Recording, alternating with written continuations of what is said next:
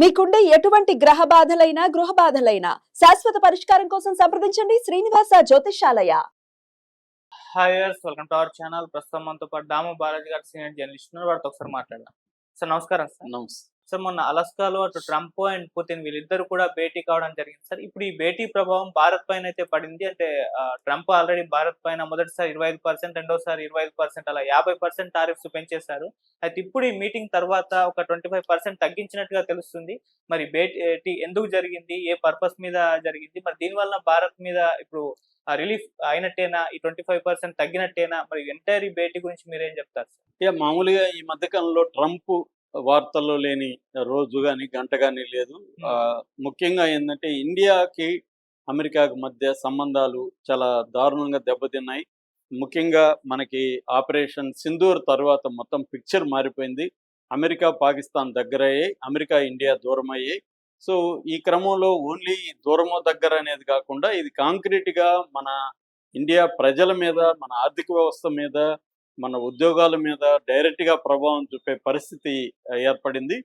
Already ఇక్కడ నిరుద్యోగం 15% వరకు నిరుద్యోగం ఉంటే ఇప్పుడు దీనివల్ల ఏమైందంటే టెక్స్టైల్ రంగం కావచ్చు, అక్వా పరిశ్రమ కావచ్చు, జ్యువెలరీ ఇండస్ట్రీ కావచ్చు, జమ్స్ కావచ్చు, ఇలాంటి అనేక పరిశ్రమల మీద అది ప్రభావం డైరెక్ట్గా చూపుతుంది. దాంట్లో అనేక మందికి జాబ్స్, లైవ్లీహుడ్స్ పోయే ప్రమాదం ఉంది. ఎందుకంటే మనకి మామూలుగానే ట్యాక్స్ 25% వేశాడు.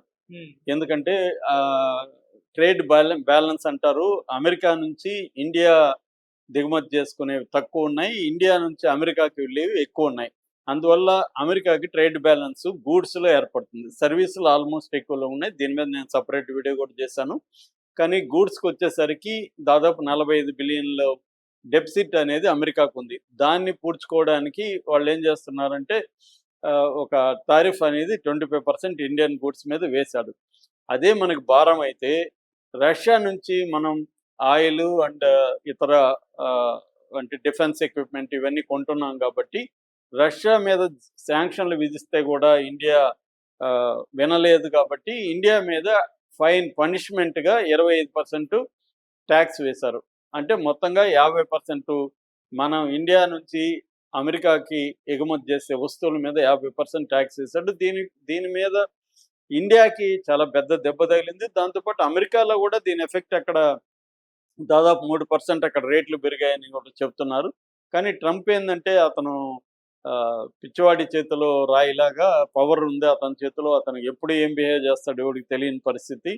రోజుకి 15 to 20 అబద్ధాలు చెప్తాడని వాళ్ళ పత్రికలే రాస్తున్నాయి.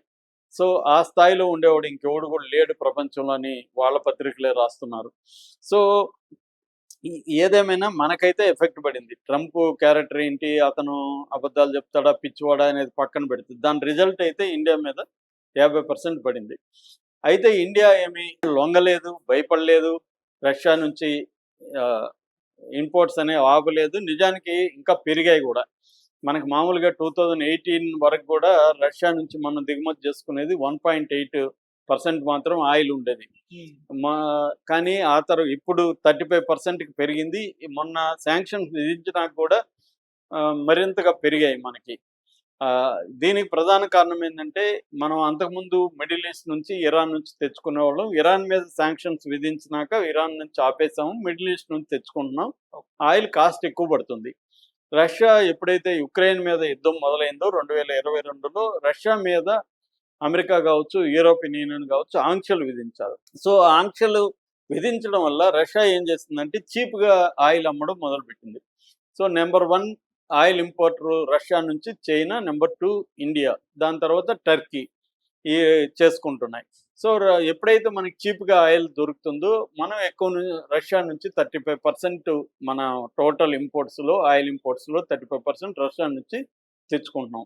దీనికి ప్రధాన కారణం ఏంటంటే ఇండియాలో ఉత్పత్తి అయ్యే క్రూడ్ ఆయిల్ ఇండియన్ అవసరాలకి సరిపోదు. ఓన్లీ 15% మాత్రమే సరిపోతుంది. 85% మనం విదేశాల నుంచి ఆ క్రూడ్ ఆయిల్ ఉత్పత్తులు దిగుమతి చేసుకోవాల్సిన పరిస్థితి ఉంది. అందువల్ల మనకి 35% ఇక్కడ నుంచి రావడం వల్ల ఈ 3 ఏళ్లలో దాదాపు $13 బిలియన్ ఇండియాకి ఆదాయం వచ్చింది. అయితే ఈ ఆదాయాన్ని ప్రజలకు పంచల ప్రభుత్వాలు. ఇటు సెంట్రల్ గవర్నమెంట్ ఎక్సైజ్ ట్యాక్స్ కానీ, వ్యాట్ పేరుతో స్టేట్ గవర్నమెంట్స్ కానీ దాదాపు 5-6 లక్షలు కోట్లు ఈ 2 గవర్నమెంట్స్‌కి వచ్చాయి. కానీ దాన్ని కన్జ్యూమర్స్‌కి పంచలేదు.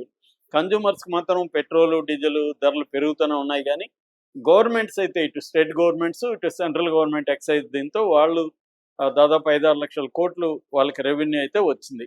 సో ఈ నేపథ్యంలో ఇండియా ఇప్పుడు ఆయిల్ ఇంపోర్ట్స్ ఆపితే మన మీద $6-7 బిలియన్ ఎవ్రీ ఇయర్ పడే అవకాశం ఉంది. దానివల్ల మనకి ఇక్కడ ఇన్ఫ్లేషన్ ఇవన్నీ పెరిగి రేట్లు పెరిగే అవకాశం ఉంది. అందువల్ల మనకి అవసరం కాబట్టి మేము దీన్ని ఆపమని ఇండియా తెగేసి చెప్పింది. అయితే ఈ నేపథ్యంలో ఇప్పుడు ఇండియాకి ఊరట కలిగించే న్యూస్ ఏంటంటే, మొన్న అలస్కాలో ట్రంప్ అండ్ పుతిన్ మీటింగ్ దాదాపు 3 గంటలు జరిగింది. ఆ మీటింగ్ పర్యవసానంగా ట్రంప్ ప్రతిష్ట ఒక్కసారిగా పడిపోయింది ఆ మీటింగ్ తర్వాత. ప్రధాన కారణం ఏంటంటే, ఎప్పుడూ లేనంతగా ట్రంప్ పుతిన్‌కి రెడ్ కార్పెట్ పరిచి చాలా సాదరంగా ఆయన చాలా గౌరవం ఇచ్చి పుతిన్‌ని తీసుకెళ్ళే స్టేజ్ మీదకి. సో వాళ్ళిద్దరు 3 గంటల చర్చ తర్వాత ఉమ్మడిగా ప్రెస్ మీట్ పెట్టారు. ఆ ప్రెస్ మీట్‌లో కూడా ఏమీ అయితే వాళ్ళ మీటింగ్‌లో ఏమీ తేలలేదు. పుతిన్‌కే అనుకూలంగానే పరిస్థితి ఉంది. అంటే స్టేటస్ కో కంటిన్యూ అవ్వడం అనేది పుతిన్‌కి అనుకూలం. అంతకుముందు ట్రంప్ గర్జించాడు. ఈ దీంట్లో గాని కాల్పుల విరమణ గాని రష్యా ప్రకటించకపోతే నేను మరింత ట్యాక్స్‌లు వేస్తానన్నాడు. అవేమీ చేయలేదు ట్రంప్. పైగా ట్రంప్ సైలెంట్‌గా ఉండిపోయాడు. పుతినే ఎక్కువ మాట్లాడుతున్నాడు. పుతిన్ ఉత్సాహంగా ఉన్నాడు. బాడీ లాంగ్వేజ్ చూస్తే కూడా పుతిన్ కంట్రోల్‌లోనే సిట్యుయేషన్ అంతా ఉన్నట్టు కనబడుతుంది. ట్రంప్ సైలెంట్‌గా ఉన్నాడు.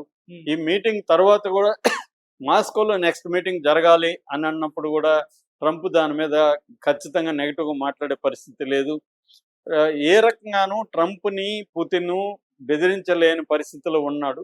దాని తర్వాత ఆయన ఫాక్స్ న్యూస్‌కి ఇచ్చిన ఇంటర్వ్యూలో కూడా ట్రంప్ 2 వారాల పాటు నేను సెకండరీ టారిఫ్స్‌ని విధేల్లో పెడుతున్నానని చెప్పాడు. అది 2 వారాల తర్వాత డిసైడ్ చేస్తానన్నాడు. సో ఆ రకంగా సెకండరీ టారిఫ్‌ని విధేల్లో పెట్టడం వల్ల ఇండియాకి మేలు జరుగుతుందన్న వాదన చాలామంది ఎకనామిస్టులు చేస్తున్నారు.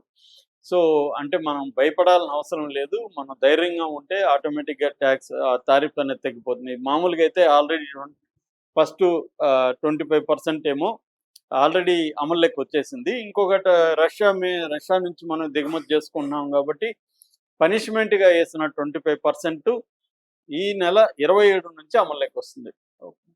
సో దాన్ని కూడా ఆపే అవకాశాలు ఉన్నాయనేది ఇప్పుడు వార్త వస్తుంది. ఇది ఒక రకంగా ఇండియాకి మంచిదే అని చెప్పొచ్చు. అమెరికాకి భంగపాటుగా కూడా చెప్తున్నారు.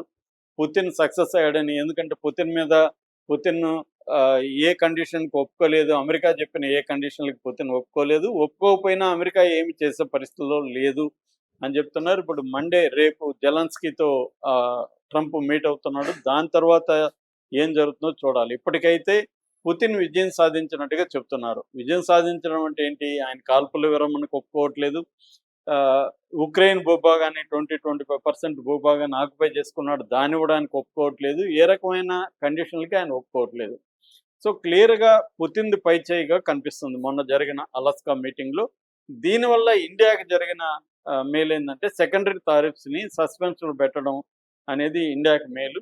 సో ఇప్పుడు పుతిను, ట్రంప్, జెలెన్స్కీ వీళ్ళ మీటింగ్స్ మీద ఆధారపడి ఇండియాకి కూడా దాని ఎఫెక్ట్ ఇండియా మీద కూడా పడే అవకాశం ఉంది. Okay sir. Thank you so much.